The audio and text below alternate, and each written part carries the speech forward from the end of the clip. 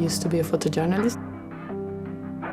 I was very romantic, and I was like a strong fighter.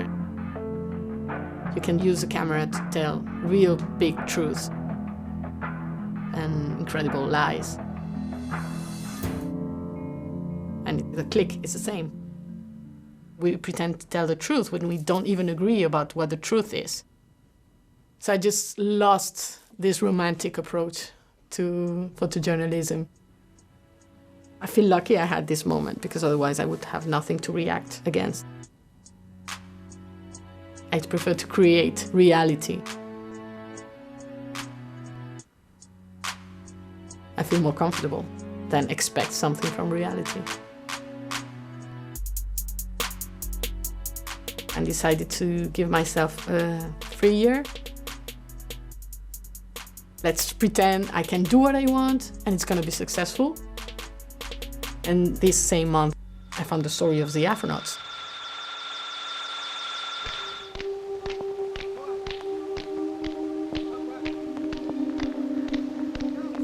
I was doing research on strange and weird experiments in the 60s.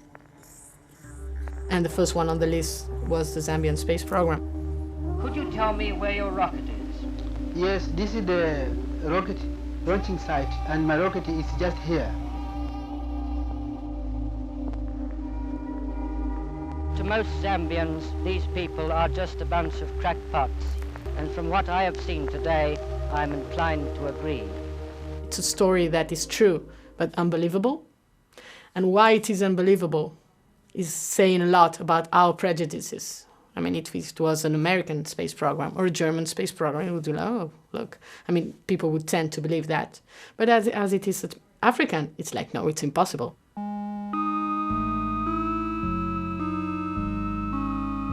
Edward Makuka was the leader of a Zambian space program. He was doing the African version of the NASA training,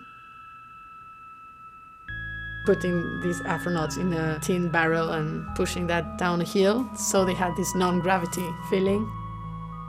He just was very positive about going to the moon. And he was mad at the idea of people not believing. He was the only one who really believed this could be done. Maybe he was a crazy man, maybe he was a visionary, but he was someone with an idea.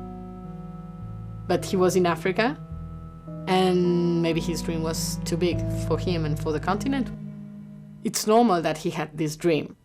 It was in the 60s, in the middle of the space race.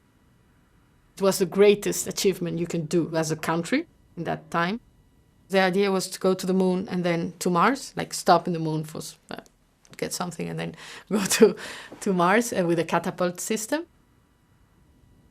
He did a lot of research with telescopes, and he was certain that there was natives in Mars.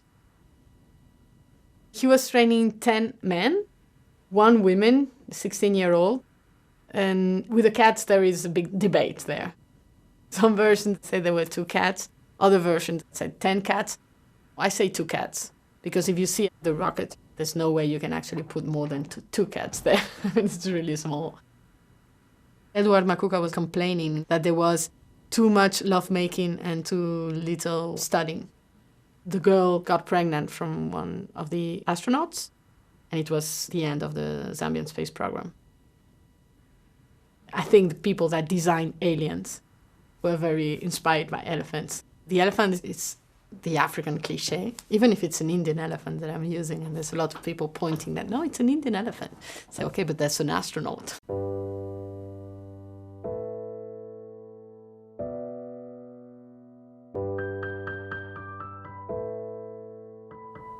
All the documents are real.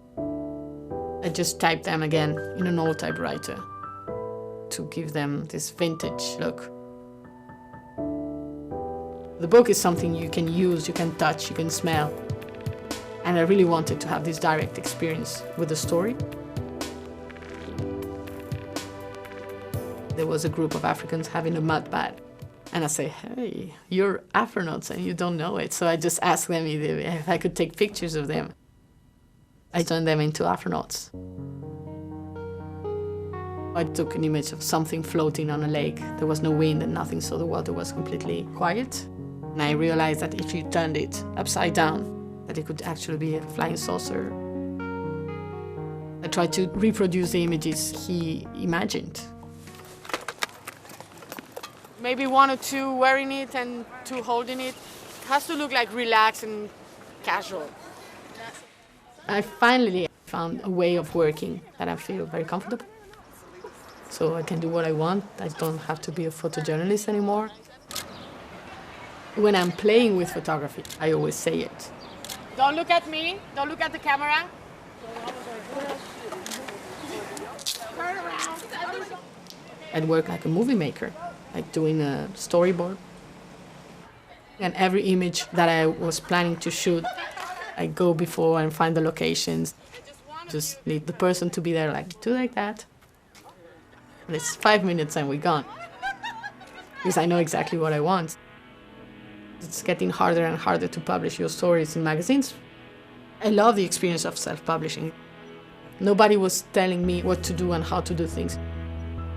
We just made the book with no boundaries. Print sales are doing very, very well. I mean, it's been everywhere. Something that people talk about because it's fun. I have 11 solo shows this year, which is a lot. So now I'm working, now I have an assistant.